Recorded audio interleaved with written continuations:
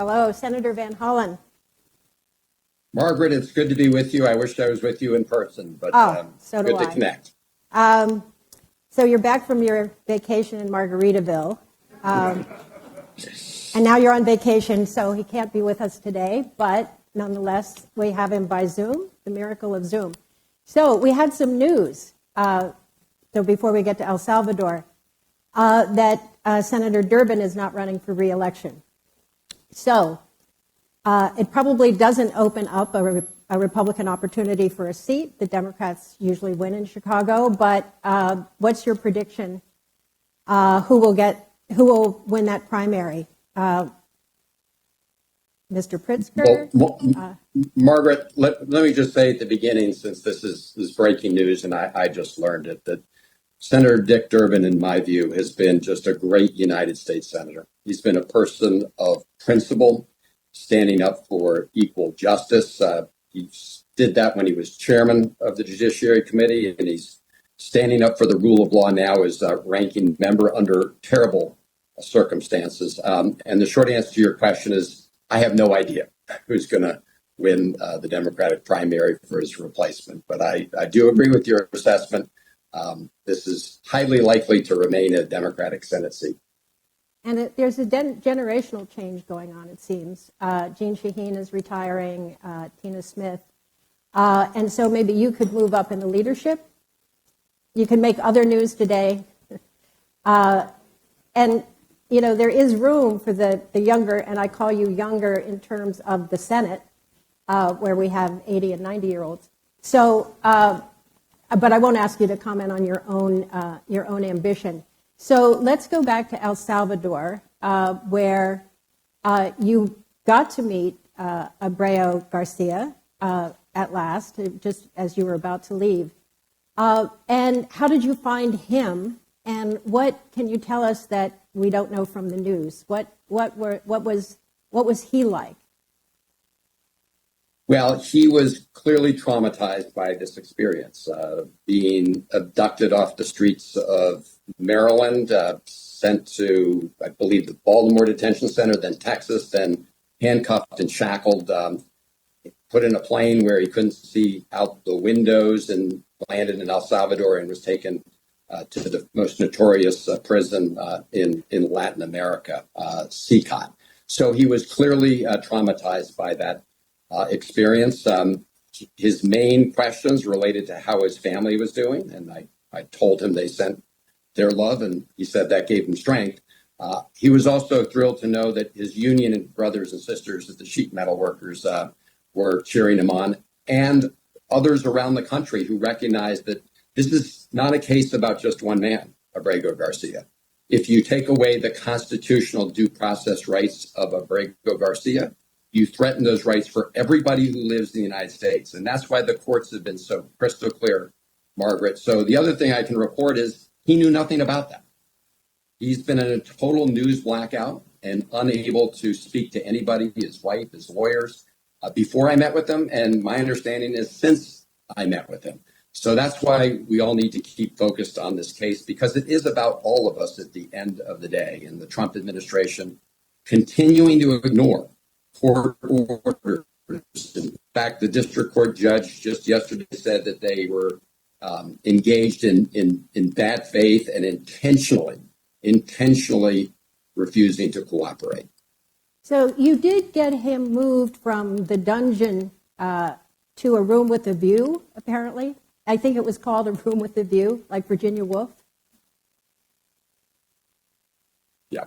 So, Margaret, I actually don't know if the room has a view. He was moved, actually, a number of days before I arrived to a detention center that's not the most notorious detention center in El Salvador or Latin America. But he is still very much confined, and he's also still very much in a news blackout. And people, if I wanted to call him or his wife wanted to call him today, you can't get through. So better conditions. But this is a moment, you mentioned Margaritaville coming in. You're absolutely right. So the Bukele government tried to stage this look like we were both, sipping margaritas, which of course was a big lie.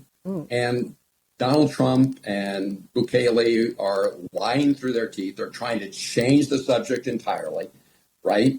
And so we need to be focused on the main issue despite their distractions. And that is what the Fourth Circuit Court said the other day in a 3-judge panel where the lead judge, Wilkinson, was appointed by Ronald Reagan, who said, this is not one of those difficult cases. This goes right to the heart of the issue of due process and constitutional rights. So we need to recognize that all the Margaritaville and all the Trump tweeting is a huge effort to change the subject. We need to keep on the subject at this moment.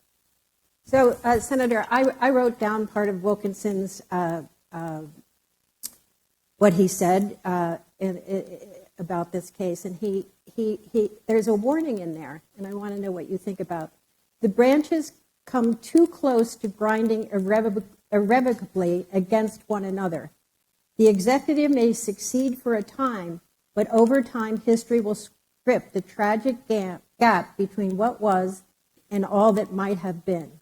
This case is their unique chance to summon the best that is within us while there's still time.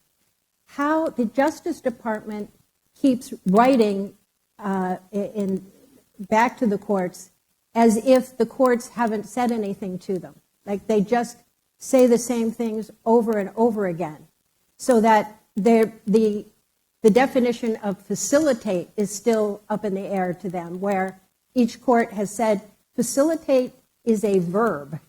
You must do something. So where do you go from here? Because that court decision, Wilkinson, one of the most conservative judges in the land, is warning us that we're coming to a collision. We're on a collision course between the executive branch and the courts in this case. In other instances, but in this case. Right. I think we should pay very close attention to what Judge Wilkinson warned about. I do think we're at that moment, that tipping point. I mean, and this should have been an easy one for the Trump administration, because they admitted in court, right? They admitted in court that they had wrongfully detained and deported him. They called it an administrative error. But instead of saying we're going to fix the problem, what did they do?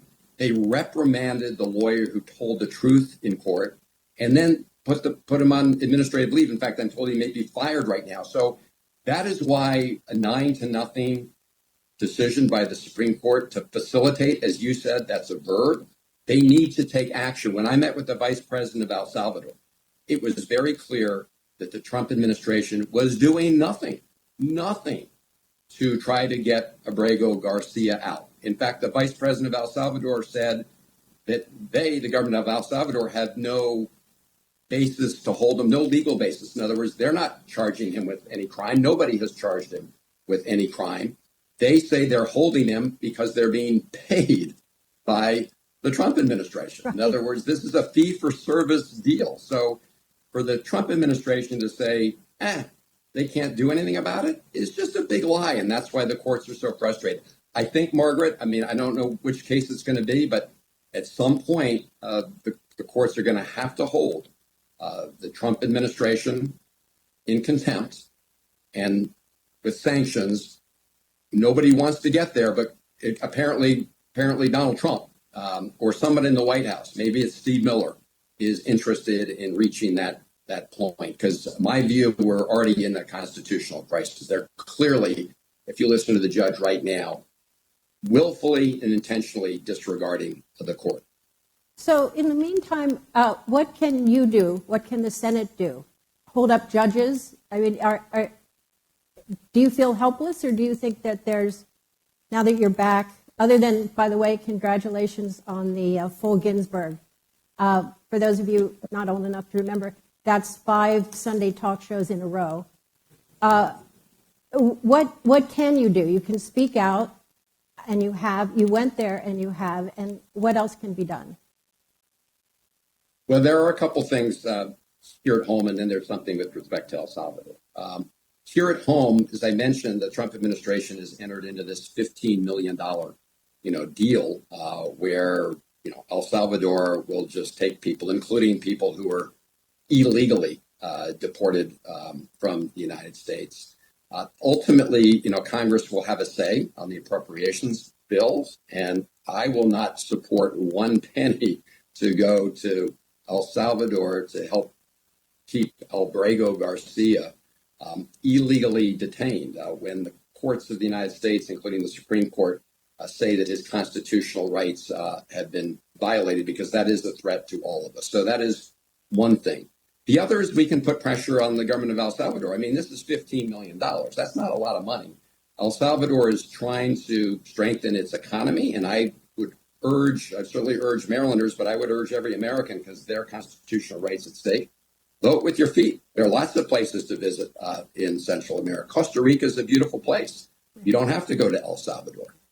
In Maryland, I've asked the heads of our state pension funds to look and see whether we have any holdings in companies that do business in El Salvador. This is obviously not a huge area, but again, $15 million isn't a lot of money. So we can press to change that equation. I think President Bukele needs to understand that he should focus on branding El Salvador for technology. Right.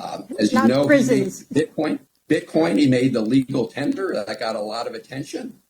That's what they should focus on, not being the place with a notorious prison where they take people who are unconstitutionally seized from the United States in violation of their due process. And every American should care, because if this man's constitutional rights continue to be violated, everybody's rights can be violated. I keep saying I'm not vouching for Ábrego García, the man. I'm vouching for his constitutional rights, because all of our rights are at stake now. Right. For due process, not for any individual, but for all of them that could be snatched up and sent away.